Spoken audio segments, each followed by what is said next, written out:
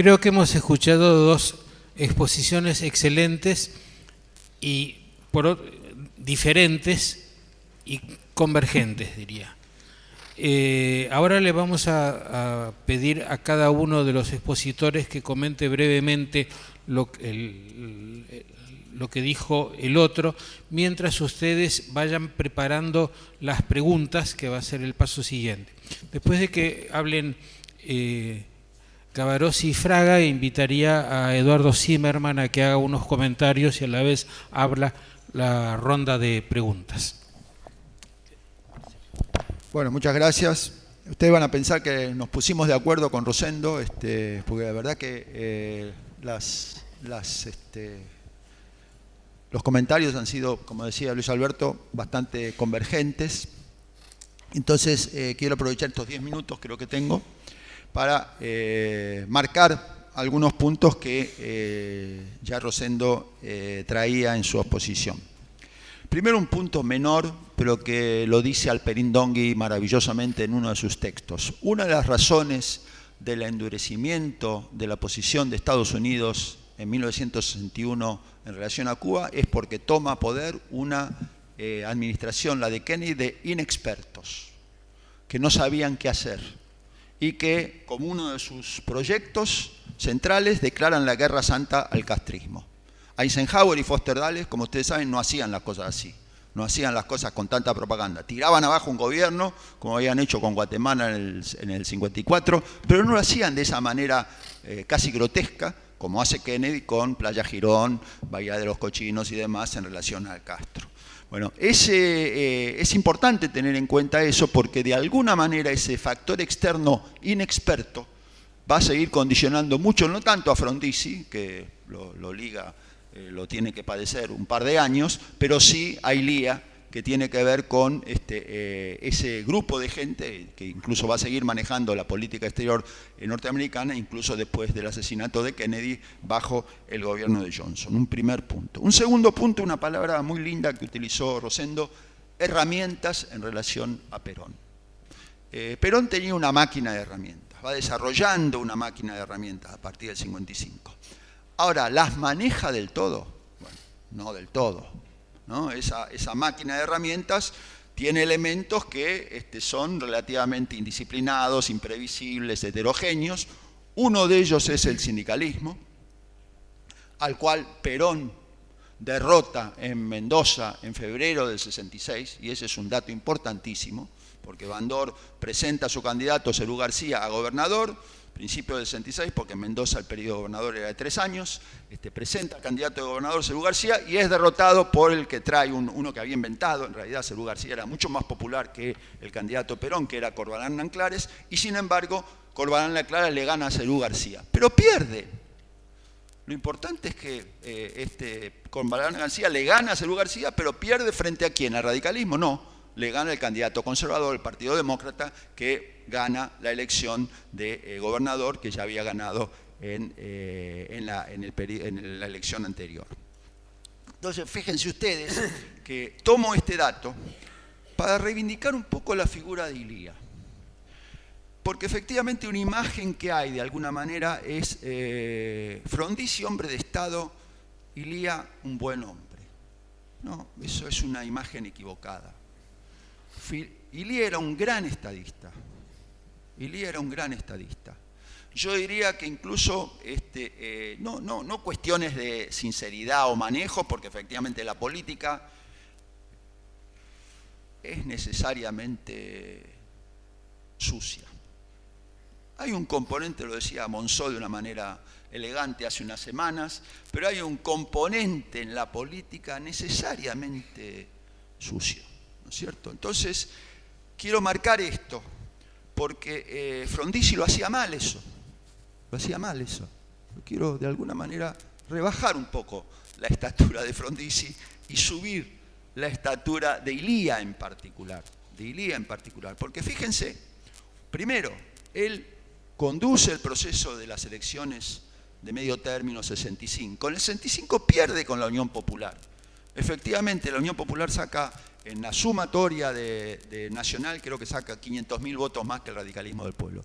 Pero por un lado sacan el mismo número de diputados, sácanlo, creo que 34 saca cada uno, y Ilía sobre todo dice, bueno, la Unión Popular sacó tantos votos, ¿y qué? ¿Y qué? Hay que absorberlo efectivamente dentro del juego político. Hay que absorberlo dentro del juego político y dentro del juego así de lo que hubiera sido, que destacaba recién Rosendo. Ilía de alguna manera está implicando, bueno, tenemos que seguir procesando esto y llegar efectivamente a las elecciones del 67 y a las elecciones del 69 y ahí veremos.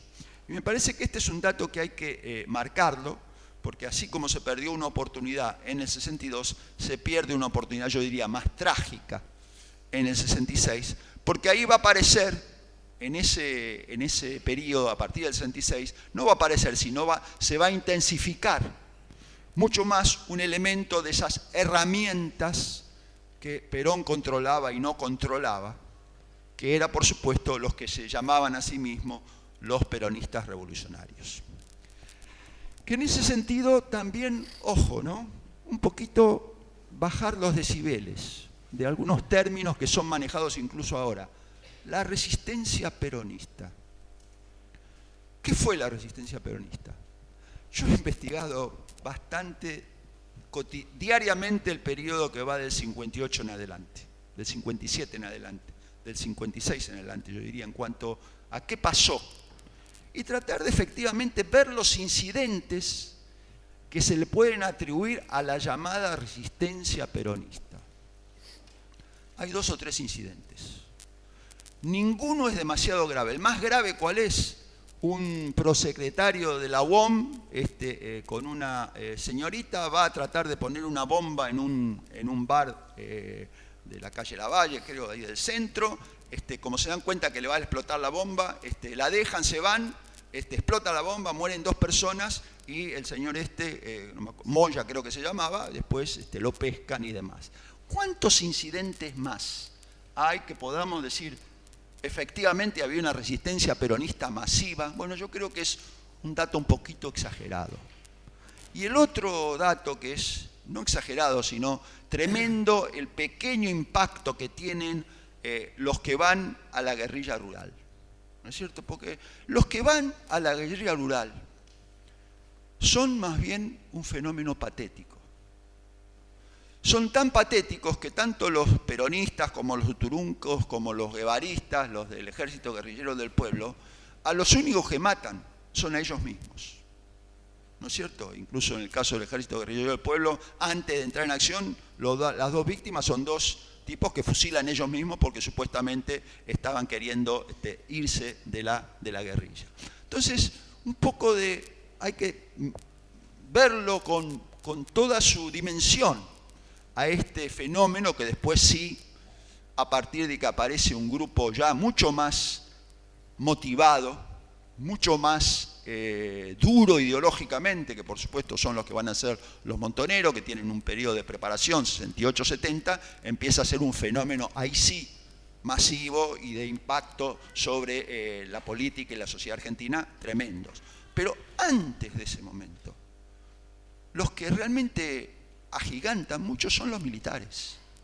Los militares que inventan, viene bien que aparezcan estos porque a partir de eso se va amasando, se va construyendo esa solución final, que en la Argentina no se implementa en el 66, pero sí se implementa en el 76. Entonces, ahí en parte Perón, con sus maniobras, que tenía que maniobrar efectivamente, porque no lo dejaban, el plan de Ilía era efectivamente que el peronismo actuara, pero no Perón, porque sabía que ese era el límite que le ponían los militares, claramente. Pero el peronismo de la Unión Popular podía actuar libremente a nivel provincial y a nivel nacional. Ese plan de Ilía es el que Perón de alguna manera le inquieta mucho. Por eso Perón apoya el golpe del 66. Y Bandor lo apoya también. Porque efectivamente se daban que ese juego lo que hacía de algún modo era traslucir que el peronismo no era una mayoría del 70 o del 60%. Era, por supuesto, el primer partido en número de votos, pero no tenía la mayoría de los votos. Y efectivamente me parece que el juego de Ilía y los radicales era, en algún sentido, que eso surgiera a la luz Y efectivamente hay el otro problema que lo destacó muy bien Rosendo, ¿quién se le enfrentaba? Y hay una última anécdota. En la elección del 65, en la elección, porque ustedes recordarán, en la elección del 63, el candidato militar, Aramburu, sale cuarto. Otro fracaso, ¿no?, de los militares. Primero sale Ilía en cuanto a número de votos, segundo sale el voto en blanco, tercero sale Allende y cuarto sale Aramburu. Saca el 25%, ¿no es cierto? Pero en la siguiente elección, donde efectivamente la Unión Popular llega a un poco más del 30%, de nuevo la estrategia, yo creo, de Ilía era, ¿y qué? Bueno, absorbámosle esto. Y ahí está el problema que ni a los militares ni a Perón les conviene esto. Y se da esta conjunción dentro de la disyunción, ¿no es cierto? Los que aparentemente se estaban peleando, en algún sentido también estaban de acuerdo. Y esa es un poco, yo diría, otra herencia de ese periodo para la política argentina, ¿no? Donde vemos la actualidad y vemos estos cruces tan extraños. ¿Son tan extraños o son parte de una tradición que viene desde hace bastante tiempo? Yo diría que viene desde el 55, efectivamente, en la cual se dan cruces, se dan cambios supuestamente de partidos, en un contexto en el cual realmente, esto es muy importante tenerlo en cuenta. Yo leía un artículo muy lindo, no me acuerdo de quién era Nación el otro día, diciendo, está fracasando el sistema de partidos en la Argentina. ¿Cuándo hubo sistema de partidos en la Argentina? Tuvimos el espejismo del 83, que pareció que había un sistema de partidos. Ni antes ni después hemos tenido sistema de partidos. Y ese es un problema que efectivamente la Argentina, la sociedad argentina, porque no es problema solo de los partidos, perdónenme esta referencia al presente, ¿no es cierto? No es problema de los partidos solo, es problema nuestro, es problema de la sociedad que genera esa práctica, esas conductas, en el fondo casi esquizofrénicas, ¿no?